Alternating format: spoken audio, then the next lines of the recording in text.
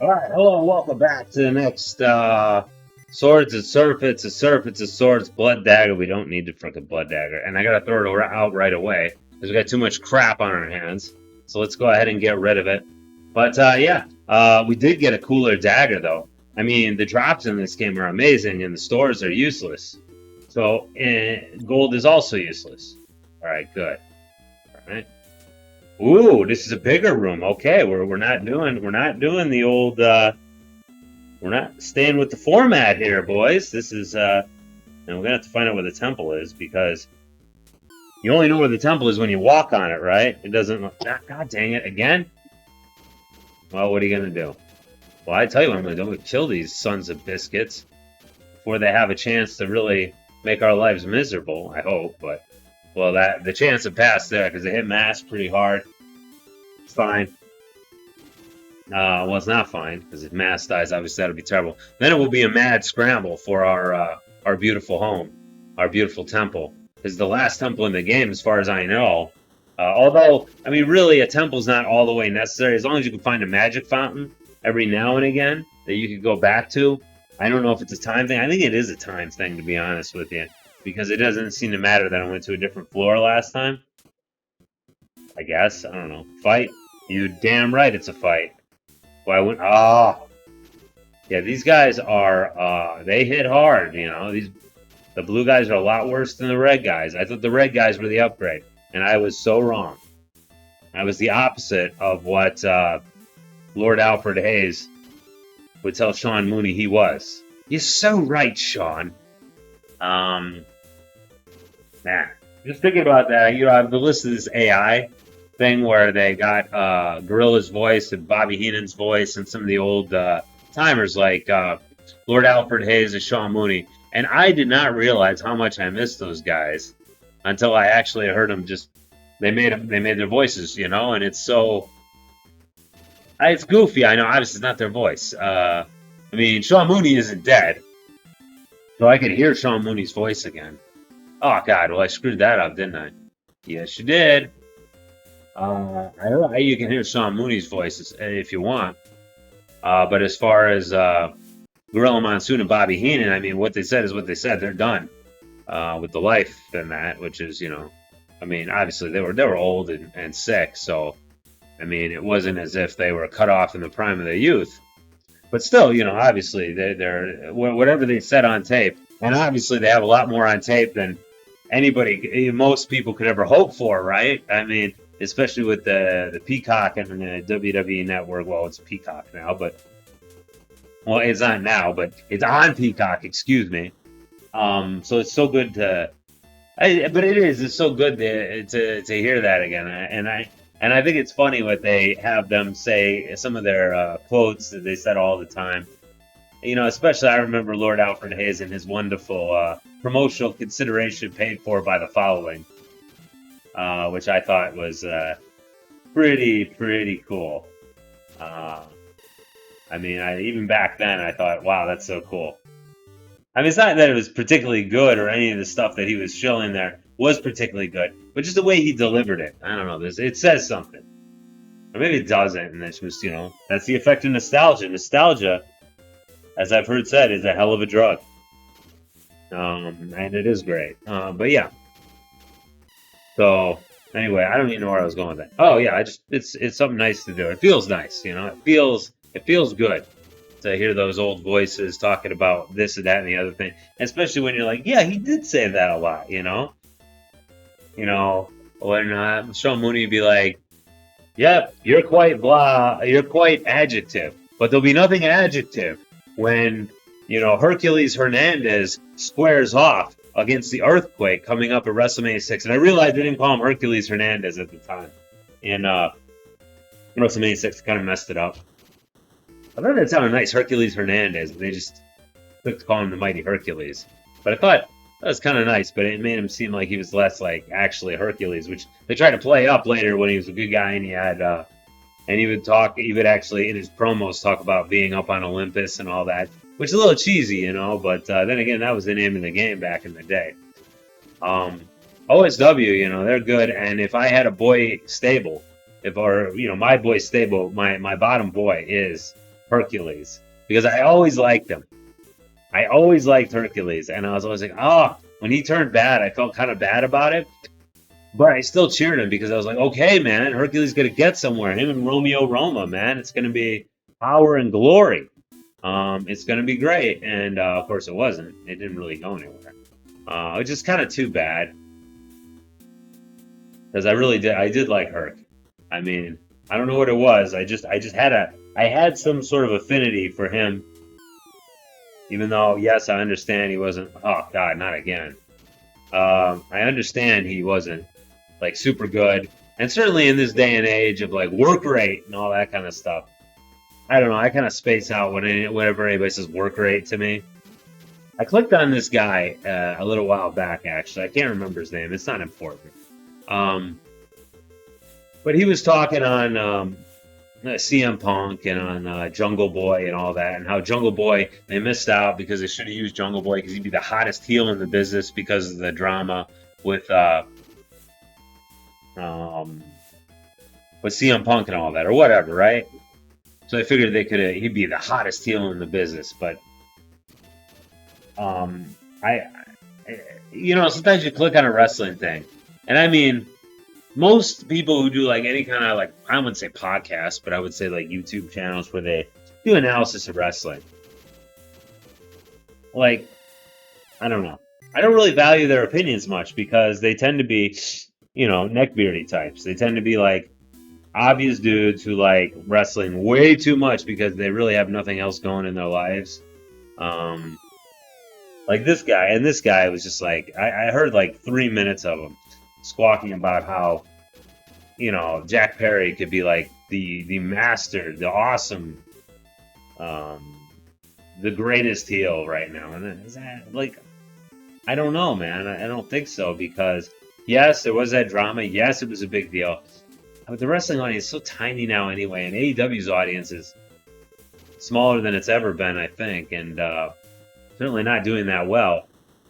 And just to think to call him a hot heel, like, I mean, I don't know. It just it doesn't feel. I don't feel it. I don't feel it. And then just him talking about, he used the term work rate, and it's like, and this guy, he was a pasty, chubby dude, younger guy, but definitely too chubby for his age. You know what I mean? Like, usually you have to work pretty hard to make yourself chubby at a young age. Like, you really have to go out of your way to be very sedentary and to have like a horrible diet. So I shouldn't have left a mean comment, but I did because I was just kind of annoyed that I clicked on something and what I got was, as I put it, a pasty, like unathletic nerd, or Mark. I called him a Mark because he's a Mark. And if you're like, well, why are you calling people Marks and that? I don't know. Have I said this before? I do wrestle professionally. Now, I'm not like super great or anything like that. I mean, I'm not going to go around and say like, oh yeah, I know how to work a great match. Or I'm okay. And especially for an older guy, I move around real nice. And I don't want to say this either because it's kind of a butthole move. But you got to understand that most people, especially at the independents, who wrestle, when I was wrestling training, my trainer said something to me that I was athletic. And I never really thought of myself as being athletic before. Because I wasn't like a high school sports star or anything like that. When you're turn right on the path to victory, yeah? If your spell fails, on the path to victory. If spell fails, to victory, turn right. I don't know what the hell this means. Oh, victory this, victory that. But, like I said, I'm not talking about like I'm the Master Blast, okay? That's not what I'm trying to perpetrate upon all of you right now. But yeah, I was told I was pretty athletic, and I never thought of myself that way, you know? I mean, I always try to keep myself in good shape, I work out, and I did in high school as well, but I was never going to be a sporting star in high school because I didn't grow, like, height-wise. I am not a tall man. I was not a tall teenager. I was not a tall anything. So, whatever, right? That's fine. But I never thought of myself that way. But what my trainer told me is, he's like, most people who get into wrestling are comic book store types. And I was like, and as I've gone on and I've been to more and more indie shows and whatever and worked with more people, yeah, it's mostly true. Like, There's guys who are considerably younger than me, like 10 years younger than me, and look, 10 years older than me. Like, they do not take care of themselves, don't work out. They do all sorts of fun stuff, you know? Stuff to enhance their fun times. Not performance-enhancing drugs, performance debilitating drugs, you might say, or performance reducing drugs. And yeah, so it's a thing, yeah. So what I'm trying to say is I'm okay. Like I said, I would never consider myself to be a great wrestler. I'm all right. I can have a good match. I won't hurt anybody. I don't take liberties with people. God dang it. Yeah, I better talk about wrestling, right? I'm not like an ego guy either. I'm out there to have fun and entertain the fans. I'm not out there to like all out for me. I'm not like a belt mark or whatever. That's not important to me. The important thing is everybody has fun. Nobody gets hurt. That's the most important, right? Can't do anything if somebody gets badly hurt. Then you can't continue the match. You can't have a good match if everybody's going to get horribly hurt in the match, right? So, god dang it. I hope these guys don't regenerate, by the way. I don't think they do. But it would be a shame if they did. No, they can't regenerate, at least not in the ones, because I've went back to the same one. The ones that are only two-chambered, you have to walk right over where you walked on before, right? So they can't be that way. They can't be that way. They can't regenerate. Yeah. God dang it. Oh, the red guys. I don't mind the red guys so much. Let's see if we can just kill them fast. Maybe we can, maybe we can't. Alright, so yeah, wrestling. Yeah, I don't like when I'm like want to hear what somebody's got to say about wrestling, and the guy's just obviously a dude who spends a lot of time in his room on he's terminally online, he's all over the Twitterverse, or just that kind of crap. It's not. And they're not, and they're, the term mark. I don't like the term mark that much because I like being a fan is good. Like, it's good to be a bit of a mark, right? I mean, watching stuff as a mark. I mean, everybody knows obviously the reality of wrestling, but watching it as someone, or at least losing yourself in it, where you mark out, is fantastic. Like, that's the best way to enjoy wrestling, right? I mean, I cried when The Undertaker defeated Hulk Hogan at SummerSlam 91. Even though I had no illusions that this was like a legitimate athletic competition, right? I knew that. But I still didn't like it. It still made me very sad. I mean, I was 9 years old. And then somebody made a video, like these guys wrestle something, right? I don't know. One of these shows, right? Made a show about how SummerSlam 91 was a terrible show. Okay, fine. If that's what you want to say, that's fine.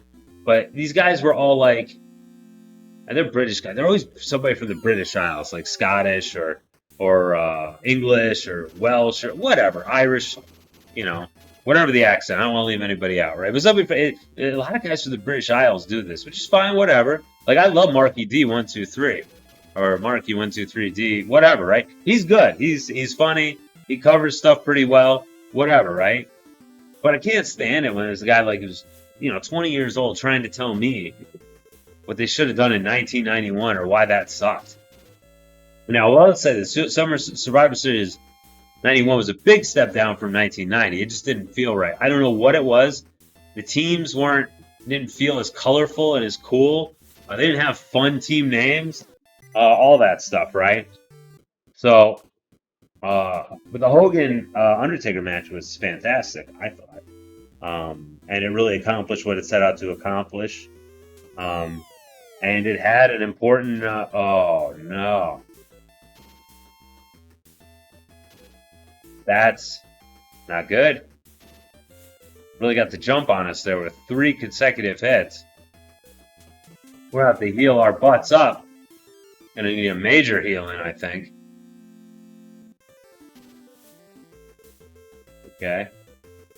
So anyway, and just to hear somebody who wasn't alive at the time, and just put this, modern lens over it. Like, shut up, dude. I mean, you don't know what was going on. You don't know how we were feeling. You don't know what it felt like to watch like prime time wrestling and superstars, wrestling challenge leading up to that, and how everybody's mindset was at the time. And it's just, I don't know. I don't feel any people could understand that really, and call it a bad show when they really just had no recollection of it. I mean, there's things that I'll tell you, even as a kid, I thought were dumb. You know, they were supposed to be like, yeah, the gobbledygooker. Yeah, I was dumb. Even as a kid, I was like, eh. And I'm usually very charitable. I usually feel bad for everybody. I don't like to make fun of things, or well, I guess I like to make fun of fat fans, but I don't like to make fun of people are going out there to do what the office gave them, and they do like a real bad job, right? I don't take pleasure in that. I feel kind of bad. I'm pretty sympathetic on that front, right? Uh, so I tried to like it, but I didn't. I thought it was dumb. Oz, I also thought that was kind of dumb. I didn't recognize Kevin Nash at the time, and when he became Diesel, I didn't recognize he was the same guy till later. Kind of funny. But yeah, even I thought that was a little dumb. I was like, what the hell's going on? And why do we got the Tin Man and Dorothy out there? And then they just F off, and he just walks the ring. And then he had like and Oz had like this generic guitar like theme as well, which was, I don't know, guys, like the whole wow wow guitar, like didn't really work with the gimmick. Like, what are we doing? Is that the temple? Okay. I don't know what the hell that's supposed to do. Okay. So anyway, I think it's pretty obvious that we have to use some pass wall here, okay? And that's okay. But we're at 17 minutes. It took me that long to clear this place out. And I'll see you in the next video, guys. Thanks for watching. Bye-bye.